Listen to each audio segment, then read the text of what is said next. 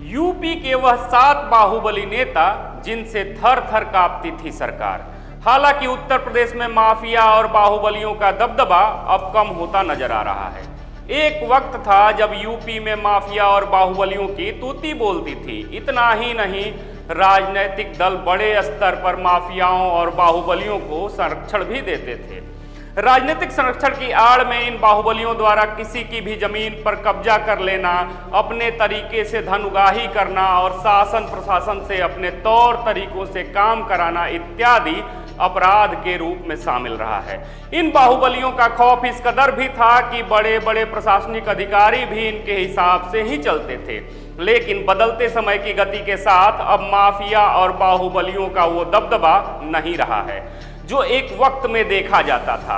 अब इसको चाहे योगी सरकार की कार्रवाई का नतीजा कहें या फिर अब पार्टियों ने बाहुबलियों और माफियाओं से परहेज करना शुरू कर दिया है। यूपी की सियासत में बाहुबलियों की कमजोर होती नब्ज के आखिर क्या है कारण? क्या वाकई में बदल रही है राजनीति? यह कहा जा सकता है कि राजनीतिक दलों ने भी बाहुबलियों से पीछा छुड़ाना शुरू कर दिया है।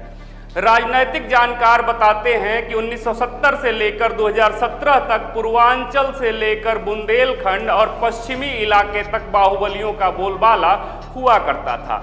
अब लोकसभा चुनाव 2024 की यदि बात करें तो इस समय तमाम राजनीतिक दलों ने माफियाओं से दूरी बना ली है। एक वक्त इन्हीं माफियाओं का यूपी में खौफ होता था और इनके इशारे पर शासन प्रशासन काम करती थी। आइए डालते हैं एक नजर इन्हीं कुछ माफियाओं और बाहुबली नेताजी लोगों पर। आज की यह कहानी अतीक, मुख्तार, धनंजय सिंह, विजय मिश्रा, हरिशंकर तिवारी, अमरमणि त्रिपाठी और रमाकांत यादव जैसे बाहुबलियों से जुड़ी हुई है। यूपी में 80 का दशक, जिसमें अतीक अहमद ने अपराध की दुनिया में अपने पैर जमा लिए थे। अतीक अहमद यूपी में अपराध की दुनिया का बादशाह बन चुका था। इसके बाद अतीक ने राजनीति में कदम रखा और वर्ष 1989 में इलाहाबाद पश्चिमी सीट से चुनाव लड़ा और जीत भी दर्ज कर ली। इसके बाद वह विधानसभा पहुंचा। करीब 3 दशक तक प्रयागराज में अतीक की सियासी पारी का खेल चला। इसके बाद उसने संसद की तरफ रुख कर लिया और साल 2004 में संसद की दहलीज पर भी पहुंचा। संसद पहुंचने के बाद अतीक अहमद ने इलाहाबाद पश्चिमी सीट अपने भाई अशरफ को सौंप दी। अतीक ने अशरफ को चुनावी मात देने वाले राजू पाल की हत्या तक करवा दी। वहीं जब यूपी में योगी की सरकार बनी तो फिर शुरू हुआ एक बड़ा एक्शन। योगी के राज में अतीक के आतंक को खत्म कर दिया गया। ऐसे में अतीक की इस आपराधिक पारी पर विराम लग गया। वहीं पूर्वांचल के सबसे बड़े माफिया के रूप में मुख्तार अंसारी का नाम भी लिया जाता है। मुख्तार का भी राजनीति में पूरा दमखम रहा है। जेल से बाहर रहे हों या जेल के अंदर रहे हों, मुख्तार जिस चुनाव में खड़ा होता था उसे जीत ही मिलती थी। बात 1990 के दशक की है। उस वक्त पूर्वांचल में ब्रजेश सिंह और मुख्तार अंसारी की दुश्मनी के चर्चे पूरे देश में होने लगे। इसी वक्त मुख्तार की राजनीति में एंट्री होती है। तब मुख्तार बसपा के टिकट पर मऊ विधानसभा सीट से चुनाव लड़कर विधानसभा पहुंचता है। इसके बाद से गाजीपुर में अंसारी परिवार का कब्जा बना रहा। वहीं जब अंसारी परिवार के वर्चस्व को भाजपा नेता कृष्णानंद राय ने तोड़ा तो यह बात मुख्तार अंसारी को हजम नहीं हुई। साल 2005 में मुख्तार अंसारी ने भाजपा नेता कृष्णानंद राय की हत्या करवा दी। लेकिन यूपी में योगी सरकार आते ही मुख्तार अंसारी पर कार्रवाई शुरू हुई और उसको जेल की सलाखों के पीछे डाल दिया गया। इसके बाद अंसारी परिवार का रसूख धीरे धीरे कम होने लगा। दूसरी ओर जौनपुर में पूर्व सांसद धनंजय सिंह को रॉबिन हुड के तौर पे जाना जाता रहा है। धनंजय सिंह का भी पूर्वांचल में खासा वर्चस्व रहा। धनंजय सिंह कई पार्टियों में सांसद और विधायक रह चुके हैं। 33 साल के आपराधिक इतिहास में पहली बार धनंजय सिंह को सजा हुई है। इसी के साथ उनके राजनैतिक कैरियर पर भी संकट मंडराने लगा है। हालांकि उनके पत्नी के इस बार लोकसभा चुनाव में लड़ने की चर्चा है। 2 बार के विधायक और 1 बार के सांसद धनंजय सिंह को पिछले दिनों 7 साल की सजा सुनाई गई और वह जेल में बंद हैं। वहीं अमरमणि त्रिपाठी का नाम भी यूपी के बाहुबली नेताओं में आता है। एक समय था जब पूर्वी यूपी में उनका अच्छा खासा रसूख था। यूपी की राजनीति में वो कभी सपा तो कभी बसपा और कमल के फूल के साथ रहकर सत्ता का सुख भोगते रहे। लेकिन मधुमिता हत्याकांड के बाद उनकी सितारे गर्दिश में चले गए। अगस्त 2023 को अमरमणि त्रिपाठी 20 साल बाद जेल की सलाखों से बाहर निकले। अमरमणि त्रिपाठी ने अपने राजनीति की शुरुआत भारतीय कम्युनिस्ट पार्टी से की, लेकिन इसके बाद वो कांग्रेस के साथ आ गए। उन्होंने कांग्रेस के बाहुबली नेता हरिशंकर तिवारी को अपना राजनीतिक गुरु बनाया और उनसे राजनीति के गुण भी सीखे।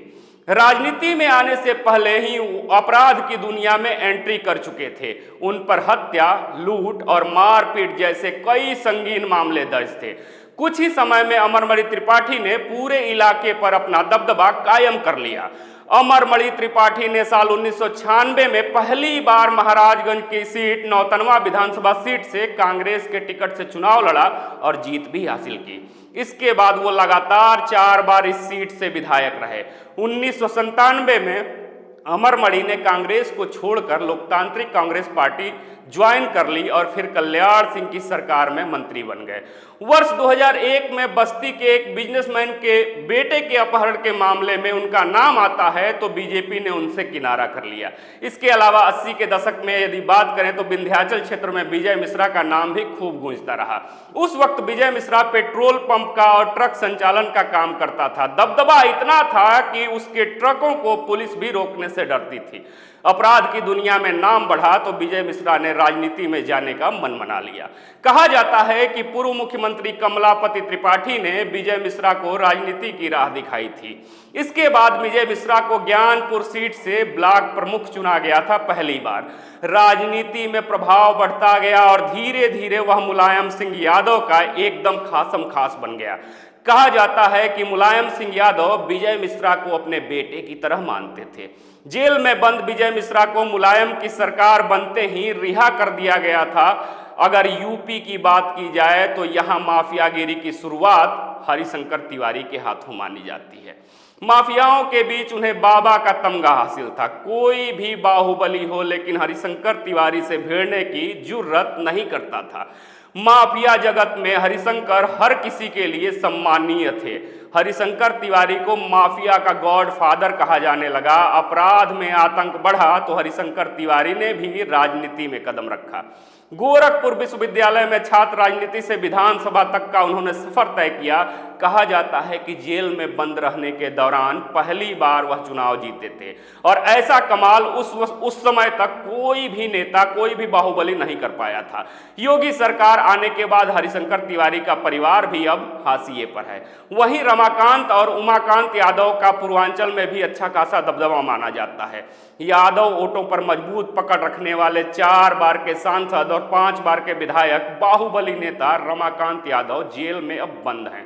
माना जा रहा है कि इस बार चुनाव में उनका कोई प्रभाव नहीं देखने को मिलेगा। ऐसे में कहा जा सकता है कि राजनीतिक दलों ने भी बाहुबलियों से पीछा छुड़ाना शुरू कर दिया है। राजनैतिक जानकार तो यह भी बताते हैं कि 1970 से लेकर 2017 तक पूर्वांचल से लेकर बुंदेलखंड और पश्चिमी इलाके तक बाहुबलियों का बोलबाला हुआ करता था। यह न सिर्फ चुनाव लड़ते थे बल्कि पार्टियों को ब्लैकमेल भी करते थे और चुनाव को बाधित भी करते हुए दिख जाते थे। आपको यह कहानी कैसी लगी अपने जवाब कमेंट बॉक्स में जरूर दीजिएगा। हम यह कहानी लेकर आए थे सियासत के बाहुबली नेताओं के बारे में। फिर से मिलेंगे एक नई कहानी में एक नए नाम और उसके इतिहास के साथ। तब तक देखते रहिए खबरों खिलाड़ी। जय हिंद, जय भारत।